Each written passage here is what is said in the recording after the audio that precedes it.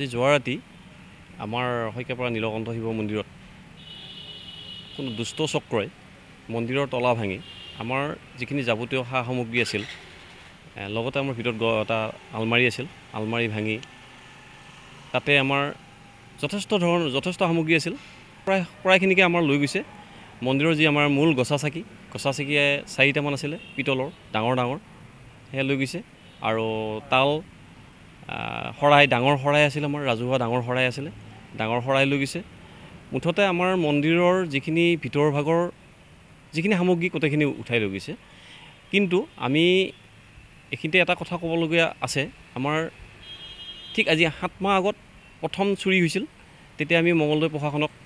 police প্ৰশাসনক জনাইছিলোঁ তেতিয়াও আমি কোনো উত্তৰ নাপালোঁ কিছুদিন আগত আকৌ হ'ল সেইবাৰো আমাৰ পৰা কিবা নিলে এবাৰ তৃতীয়বাৰৰ কাৰণে আমাৰ তলা ভাঙি গোটেই সামগ্ৰীখিনি লৈ গ'ল এই ক্ষেত্ৰত পুলিচ প্ৰশাসনে যদি দৃঢ় পদক্ষেপ নলয় আমাৰ এই হিন্দু সমাজত আমাৰ এই সনাতনী পন্থৰ যিবিলাক মন্দিৰ আছে কিন্তু ভৱিষ্যত অনিশ্চয়তা দেখা দিছে আমি কি ধৰণে এই মন্দিৰ পৰিচালনা কৰিম এইটো এটা বৰ উদ্বেগজনক বিষয় হৈ পৰিছে সেয়ে প্ৰশাসনক আমি দাবী জনাওঁ যে ৰাতি প্ৰশাসনে পেট্ৰলিং পাতি দি আমাৰ এই মন্দিৰ হওক নামঘৰ হওক কিছু ৰক্ষণাবেক্ষণ দিয়াৰ কাৰণে আমি দাবী জনাইছোঁ ইতিমধ্যে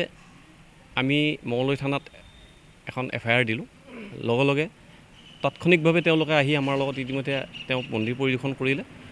কৰি আমাৰ লগত কথা বতৰা পাতি তেওঁলোকে আশ্বাস দি গৈছে যে আমি যৎপৰোনাস্তি চেষ্টা চলাম আপোনালোকৰ সামগ্ৰীখিনি উদ্ধাৰ কৰি দিয়াৰ ক্ষেত্ৰত তেওঁলোকে আমাক আশ্বাস দিয়ে যিকোনো খবৰৰ বাবে যোগাযোগ কৰক 7090173330 অথবা 7099017990 নম্বৰত